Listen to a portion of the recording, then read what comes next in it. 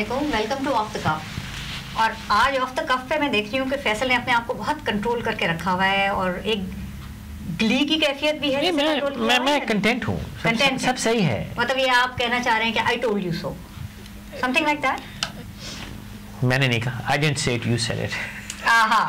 Very smart. भाई इसमें वो तमाम खुशफहम लोग जो ये समझ रहे हैं कि कुछ वो ऐसा करेंगे कि जिससे जनाब जरदारी साहब जो हैं वो ये अपना लपेट लपूट के चादर बोरिया बिस्तरा यहाँ से चले आएंगे, उनका वहम है।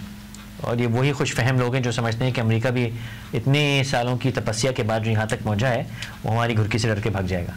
अच्छा ये एक minute, start from the start. Okay, आज सुबह जो हुआ वेरी एक्सपेक्टेड कि वो प्राइम मिनिस्टर वहाँ गए, वो पेश हुए जजों के सामने, बाहर निकले, नारेबाजी भी हुई, उनके साथियों को दूसरों ने गद्दार कहा वगैरह वगैरह, वो सब हो गया।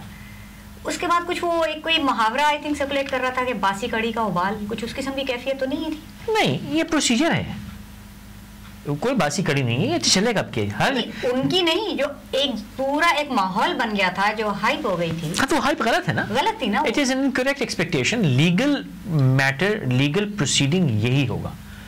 अगर आप समझ रहे हैं कि 7 जजों का बेंच गवर्नमेंट गिरा देगा, ये वहम है। अव्वल तो खैर टेक्निकली इसमें मैं कोई वकील नहीं हूँ, लेकिन बड़ी सामने की बात है कि अगर फुल बेंच का फैसला नहीं है तो ये तो एक कत्ल का केस चैलेंज हो जाता है। सही है, ये तो हुकूमत उतर रही है। अच्छा, फुल बेंच ना होने का कि ये तो नहीं कि अभी एक और मरहला रहने दें, कई मराहिल बाकी हैं सेफ एग्जिट के लिए, कई मराहिल बाकी हैं। अभी आज फाइल हो गई दोपहर को, मेरे ख्याल से वो कर दिए कि जी जो सदर की इस्तिस्ना है उसको चैलेंज कर दिया। हाँ, तो पहले उसको निकालो रास्ते से। सबसे पहले बात देखें, अब ये बात है कि दोनों तरफ जो हैं बहुत पाए के वकील हैं। इत्तेदाज एहसन ने भी, क्योंकि मामला आवाम के पाए का ना, ने भी, हाँ, वो आवाम के पाए भी है, पाए भी हैं, पक रहे हैं उनके, क्योंकि उनके जो मसाइल हैं वो तो कोर्ट तक पहुंच ही नहीं पा रहे, या कोर्ट उन तक पहुंच आवाम पे कौन से मसाइल हैं? कुछ हैं मसाइल जो बेचारे वो भी जानना चाहते हैं कि हमारे साथ क्या होगा। लेकिन क्या मसला है? ना पानी, ना बिजली, ये तो आप मतलब इसमें गवर्नमेंट का क्या कसूर है? जाहिर है, ये तो किस्मत का खेल है, ये तो फेट, इट्स अ फेट। नंगा क्या नहाएगा क्या नहीं छोड़ेगा, अगर मुहावरों की बात हो रही है तो। अच्छा, मुहावरे को जरा छोड़ें। अच्छा, आप मुझे ये बताइए कि दोनों तरफ लीगल माइंड्स हैं, जो लीगल्स हैं इस मुल्क के, वो इसमें बेशक both sides of the line खड़े हुए हैं, और वो आइन को दबा के खेलेंगे। अच्छा, आइन को खेलेंगे, टेक्निकलिटीज को खेलेंगे। एक वो चीज होती है जो एडमिसिबिलिटी पे कभी कभी मैटर डिस्चार्ज हो जाता है, लेकिन वो सही और गलत पे वो फैसला नहीं होता है कि ये चीज सही थी। लेकिन आखिर तमाम दुनिया में ऐसे ही होता है। नहीं, दुनिया में ऐसे होता है, लेकिन मैं सिर्फ ये जानना चाह रही हूँ कि अगर एतजाज एहसन जैसे लॉयर ने एक चीज अपने ऊपर ली कि मैं लड़ूंगा ये केस, ठीक है, तो उनके जहन में भी कोई ऐसी चीज होगी आइन के अंदर जिसकी बेसिस पे वो लड़ेंगे। दूसरी तरफ लतीफ कोसा हैं, उनके जहन में भी तो कोई बात होगी कि वो कहते हैं कि नहीं, इस्तिस्ना होगा आइन में, लेकिन ये केस हो सकता है। अब जब आप वकील के पास जाते हैं तो केस दोनों वकीला को पता होता है कि किसी न किसी ने तो हारना है, दोनों तो जीतेंगे नहीं, जाहिर है, किसी न किसी को तो हार जीत होगी, लेकिन फिर भी केस लड़ते हैं। अगर एक कातिल जो कि पता है कातिल है, उसका भी केस लड़ा जाता है। हाँ, उसका भी केस लड़ते हैं। तो इसमें प्रॉब्लम क्या है? वो वकीला अगर उनको पता भी है कि गलत है, या वो कहेंगे साहब हमें फीस लगाओ, हम ये केस लड़ेंगे और टेक्निकलिटीज पे लड़ेंगे और उसको हम आखिर तक लेके जाएंगे, कोई एक जीतेगा कोई एक हारेगा, फायदा दोनों वकीला का है, फिर अपील होगी, फिर फायदा है। एग्जैक्टली, कि टेक्निकलिटीज पे होगा। ये सवाल सही और गलत का नहीं है, झूठ सच का नहीं है।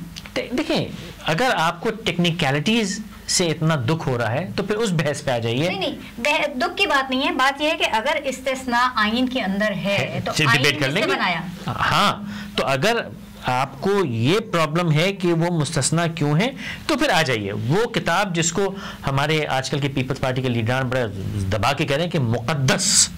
अव्वल तो इसमें तकदीस थी के बनने के 24 घंटे में उसमें अमेंडमेंट था। काहे का मुकद्दस भाई, कुछ सहाइफ हैं, अल्लाह ताला ने खुदा ना खासा वही आई है, बनाया हुआ इंसान ने, आम इंसान के फायदे के लिए बनती है। आम इंसान ने नहीं बनाया, इन्हीं के वालिदैन ने बनाया था। बिल्कुल ठीक। जो इसको अभी इस्तेमाल कर रहे हैं, या इन्होंने खुद या इनके वालिदैन थे जिन्होंने आइन बनाया था, उन्होंने अपने मुफाद के लिए अल्हम्दुलिल्लाह बनाया था, वो आज तक उसमें उनको मुफाद हासिल है। फिर मरहूम ज़िया-उल-हक साहब ने उसके अंदर टेक्निकल बेहतरीन चीज़ें डाल दी कि सदर और गवर्नर मुस्तस्ना, और तमाम मीठी मीठी चीज़ें डालते गए, जहाँ पे आप पता नहीं 60 के करीब अमेंडमेंटें कर चुके हैं। उसमें कौन सा तकद्दुस है भाई उसके अंदर?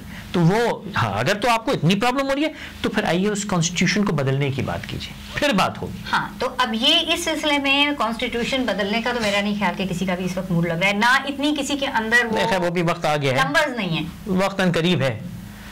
ये देखिए अभी ये तो आप एक तरह से वो क्रिस्टल बॉल गेजिंग कर रहे हैं ना, तो वक्त करीब है, नंबर्स इतने हो जाएंगे। आवाम को ये पसंद है।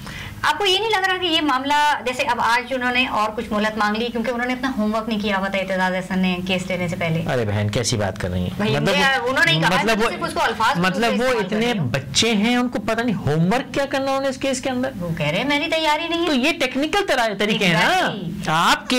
आपने कभी कोर्ट में तारीख रखती देखी है? जी देखी है। आपके ख्याल में मुझे सिर्फ और तारीख में छोड़ दें आप, ये मुझे बताइए, ये आपके ख्याल में 2 मार्च तक चली जाएंगी ये तारीख? अरे बहन आपने तारीख, आप कभी बैठी है जब तारीख लग रही होती है?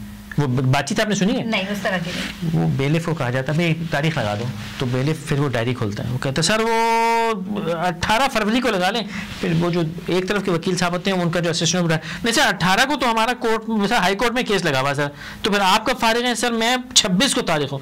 वो इधर से वकील साहब का असिस्टेंट कहता है सर 26 को तो हमारा सुप्रीम कोर्ट में केस लगा, आप सर हमें 12 अप्रैल को रख लेते हैं। सर 12 अप्रैल को तो मैं छुट्टी पे हूँ सर, मेरा डॉक्टर के पास अपॉइंटमेंट है। अच्छा फिर 18 मई को कर लेते हैं, 18 मई को, हाँ सर 18 मई को हो सकता है। फिर जज साहब कहते हैं 18 मई को तो वो कोर्ट की छुट्टी है, तो सर फिर मेरे ख्याल से 12 जून को कर लेते हैं। अच्छा भाई ठीक है 12 दिन की तारीख, 12 जून को पता चलता है कि आज गवर्नमेंट ऑफ सिंध ने छुट्टी अनाउंस कर दी है, कोई मर गया, किसी की मामूल गई है, कुछ हुआ, वो फिर अगली तारीख पड़ी आती है अक्टूबर की। बिल्कुल। तो ये तो तारीख के खेल में अगर आप पड़ गए ना तो फिर तो अल्लाह रहम करेगा, ये तारीखी फैसला हो जाएगा, ये फैसला तारीखी होगा, तारीख ही देखेगी इसको। अच्छा, और इसमें देखिए मैं लेट मी इसमें कोई कसूर किसी का नहीं है, यही सिस्टम है। अब अगर वो सिस्टम को अपने फायदे में इस्तेमाल कर रहे हैं तो इसमें कोई गुनाह नहीं है, कोई चोरी नहीं है। हाँ, अगर कौम अंधिया गई है तो उसका कोई इलाज नहीं है। जो आपने राइट और जिनको प्रॉब्लम है फिर वो सिस्टम को चेंज करने की कोशिश, और वो कौम होनी चाहिए। कौम तो मसीहा के इंतजार में है, कोई मसीहा आएगा और जादूगरी से कुछ कर जाएगा। भाई अब वो पे फैसला कर लो कि मसीहा आएगा कि कौम ने खुद खड़े होकर कुछ करना है। क्योंकि जहां तक टेक्निकलिटीज का ताल्लुक है तो हाँ सदर को इस्तिस्ना है। अच्छा टेक्निकलिटीज पे हम बात करते हैं, हम टेक्निकल नहीं है, हम दोनों ना बात करें ना तो बेहतर है। एक हमारे लॉयर हैं, हमारे दोस्त हैं, बहुत काबिल लॉयर हैं, सुप्रीम कोर्ट के एडवोकेट हैं, ज़ैन शेख जनाब, बिल्कुल उनसे बात करते हैं कि वो क्या कहते हैं इस बारे में। कुछ हमारे सवालात भी हैं, कुछ कौम के सवालात हैं, शायद इस फोरम पे उनसे हमें कुछ ज़ैन साहब से बात करते हैं हम ज़ैन शेख साहब से। अच्छा ज़ैन, हम आपसे मालूम करना चाह रहे हैं कि आज का जो ये तमाम मामला था कि सुप्रीम कोर्ट में जो एडमिसिबिलिटी के लिए गए थे ये, और अब एतजाज अहसन कह रहे हैं कि मुझे वक्त चाहिए ये केस प्रिपेयर करने के लिए। आपका ख्याल में दोनों साइड्स के लिए इसमें कौन से पहलू हैं जिन पे उनको फोकस करना चाहिए, और एक्चुअली इसमें इस्तिस्ना है भी या नहीं आपकी नज़र में? मेरे ख्याल में इस केस में 2 पहलू हैं। एक तो contempt of court for court के अहकामात की खिलाफ वर्जी के लिए, और दूसरा था अस्तिस्ना, सदर के अस्तिस्ना पर इशू था। अब मेन पहलू तो कंटेम्प्ट ऑफ कोर्ट का था, लेकिन चूंकि उन्होंने अस्तिस्ना की बात उठाई है जिसके बलबूते पे वो कंटेम्प्ट ऑफ कोर्ट को डिफेंड करना चाहते हैं नोटिस को, तो अब जो मामला थोड़ा सा कंटेम्प्ट ऑफ कोर्ट से हट गया है और अस्तिस्ना पर जोर दे रहे हैं। हालांकि कंटेम्प्ट ऑफ कोर्ट में अस्तिस्ना की बात कम होनी चाहिए और डिसोबीडियंस की बात ज्यादा होनी चाहिए। तो इस उस हद तक तो ये खुशाइन बात है प्राइम मिनिस्टर के लिए कि वो अगर ये डिफेंड करने की में कामयाब हुए कि उन्होंने कोई